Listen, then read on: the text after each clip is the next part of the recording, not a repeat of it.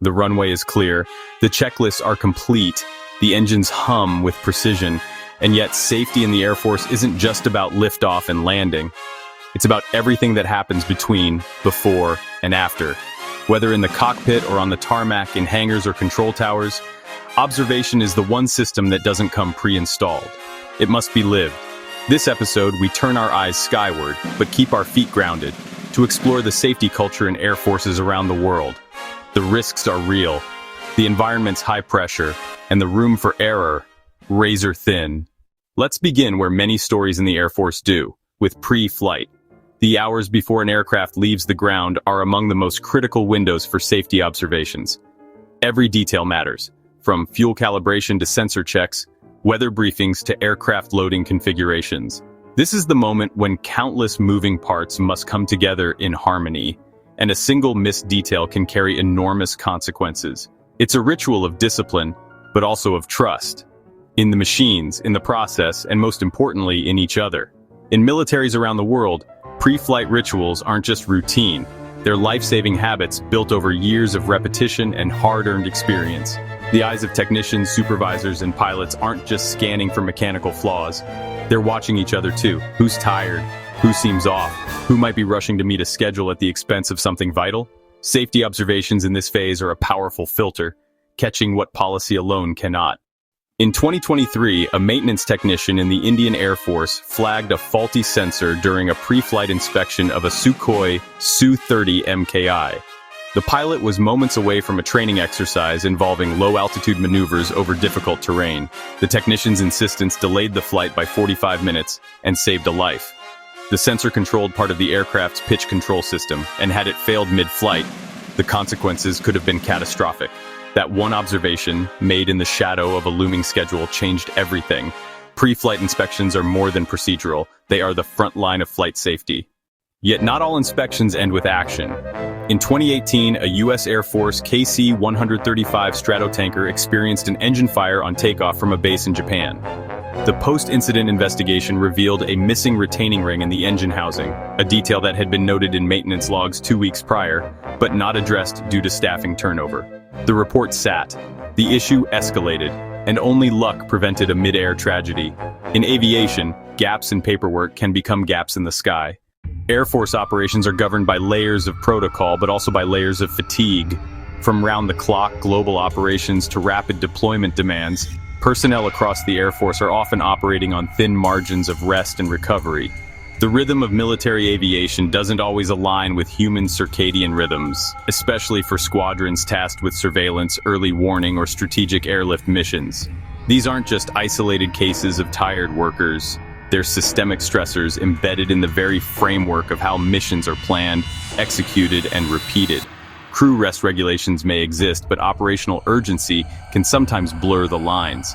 Add to that jet lag, shift rotations, and high adrenaline decision-making, and you have a recipe for mental fatigue that builds silently. The consequences? Slowed reaction times, poor judgment calls, communication breakdowns, and technical oversights. Fatigue doesn't simply affect those flying the aircraft. It reaches everyone supporting it, from radar technicians to load masters. And in an environment where precision is non-negotiable, even a momentary lapse can ripple into something irreversible. A 2021 study by NATO's Aerospace Medicine Panel revealed that over 40% of pilot error incidents involved some form of sleep deprivation or chronic fatigue. This isn't about laziness. It's about rhythm disruption, stress, and high-stakes repetition. Pilots flying long-haul surveillance missions or back-to-back sorties often experience micro-sleep episodes, momentary lapses of consciousness lasting a second or two. That's all it takes.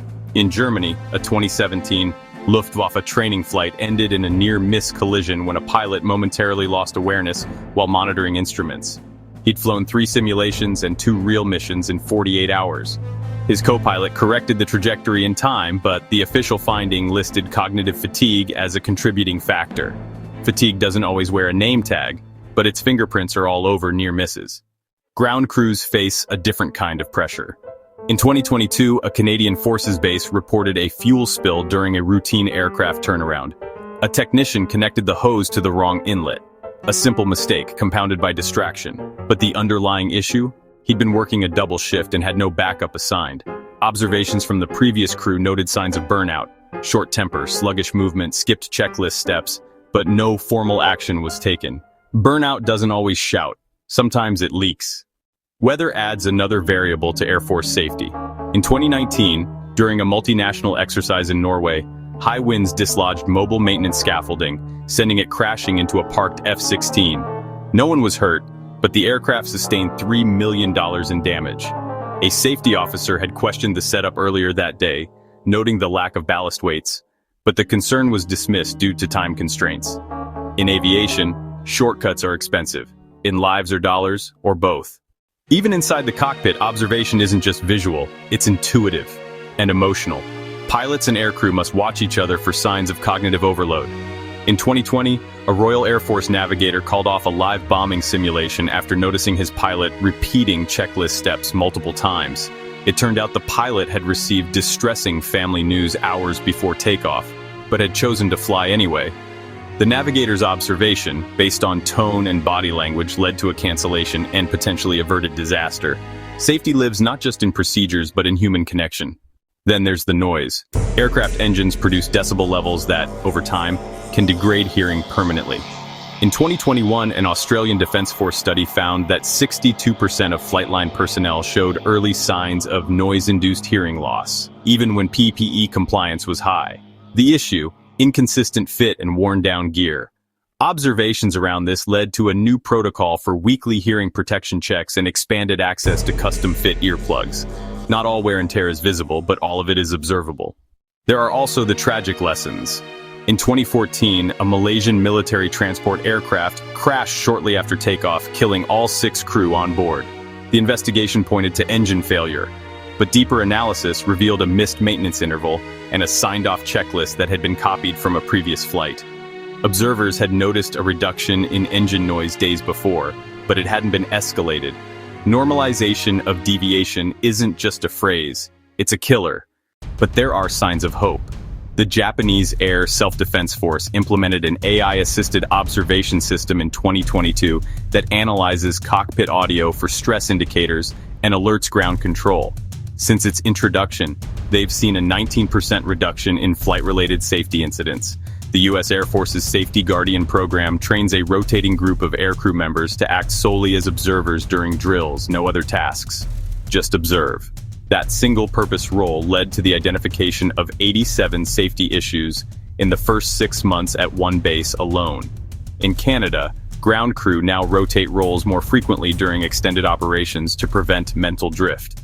An idea that originated from an observation log by a junior tech who noticed more mistakes occurring after the 6-hour mark. Observation works.